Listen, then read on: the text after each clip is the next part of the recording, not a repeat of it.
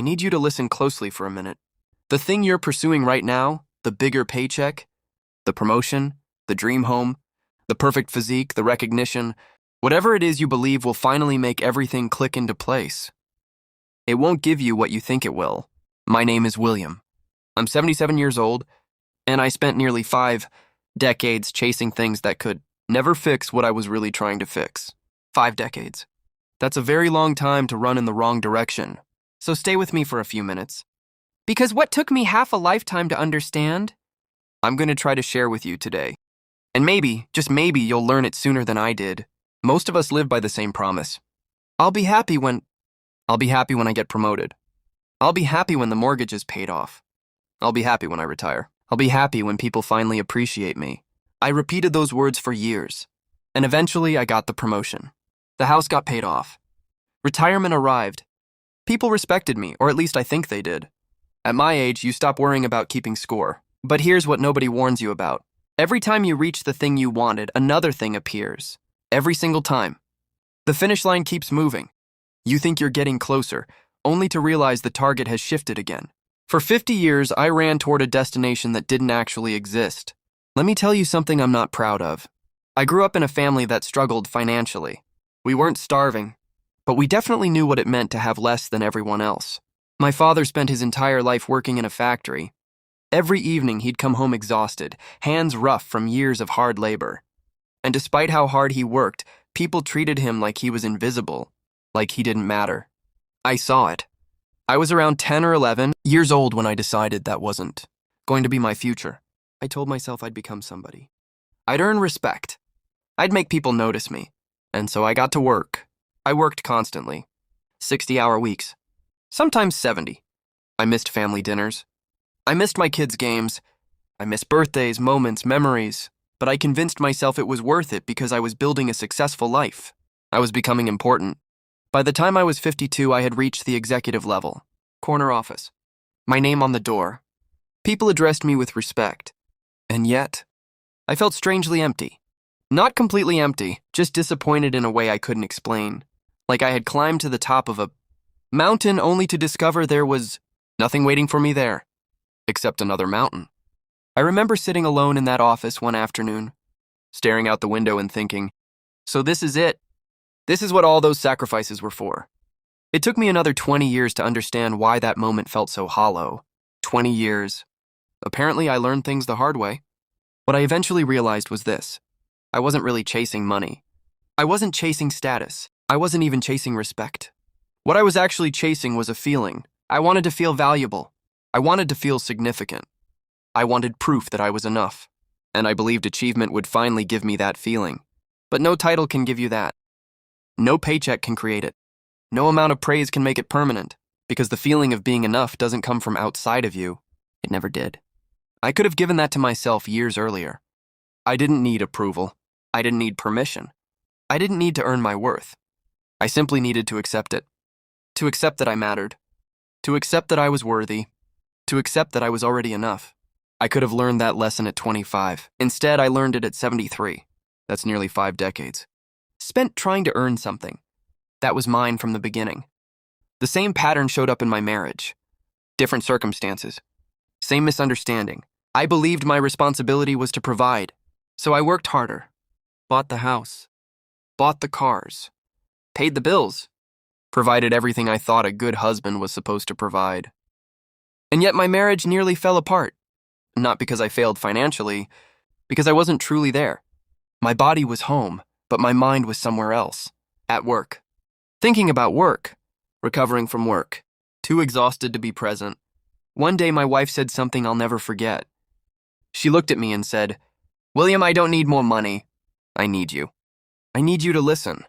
I need you to see me. I need you to actually be here." At the time, I didn't understand what she meant. I thought paying the bills was being there. I thought providing security was enough. Eventually, I learned the difference between supporting someone and being present with them. Those are not the same thing. Not even close. Now that I'm 77, most of my friends are around my age. Some are older. Some are younger. A few are no longer here. And over the years, I've noticed something the unhappiest people I know are still chasing. Still comparing. Still measuring. Still keeping score. One friend of mine is 84 years old and still gets upset because his neighbor owns a nicer car. 84 years old, still looking over the fence, still evaluating his life through someone else's success, and he's miserable. Completely miserable. Another friend spends every conversation focused on what's missing. Her health isn't what it used to be. Her children don't call enough. Her retirement income isn't enough. Every situation becomes a complaint. She's been unhappy for as long as I've known her. And unless something changes inside her, she'll stay that way, because she's still waiting for external circumstances to give her inner peace. But then there are other people. People who seem lighter somehow, calmer, more content. They're not trying to impress anyone. They're not competing. They're simply present, interested in life, appreciating what's right in front of them. My friend Earl is one of those people. He's 86, lives in a modest apartment, lives on a fixed income. His health isn't perfect, yet he's one of the happiest people I've ever met. Every morning starts with gratitude. He's constantly learning, Reading. exploring new ideas, asking questions. One day he told me, "William, I spent 60 years trying to become somebody. Now I'm focused on simply being here. And it's better than anything I chased before." That stuck with me, because that's the difference. It's not money. It's not possessions. It's not even circumstances. It's whether you've made peace with yourself, whether you've stopped chasing and started living. You want to know what freedom really feels like? It's not having millions of dollars. I've met wealthy people who are prisoners inside their own minds, always worrying, always anxious, always wanting more. Real freedom is when criticism doesn't control you, when other people's opinions lose their power, when you stop needing everyone to approve of you, when you can look at yourself honestly and say, "This is who I am," and that's okay. Real freedom is being okay inside, regardless of what's happening outside. And most people spend their entire lives trying to learn that lesson. Some never do. They spend their final years still waiting, still chasing, still believing happiness is somewhere just ahead. Here's the trap. You think satisfaction arrives after the next achievement, but it doesn't.